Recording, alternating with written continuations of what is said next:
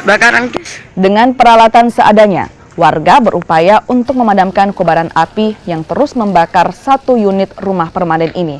Pemilik rumah bilang sejumlah bahan mudah terbakar berada di dalam rumah.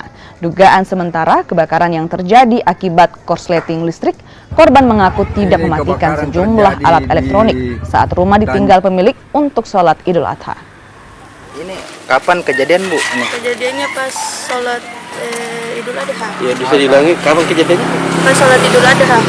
Itu dalam keadaan kosong rumah, Bu? Kosong rumah, tidak Oh ada. jadi Ibu ikut sholat juga? Iya, ikut sholat.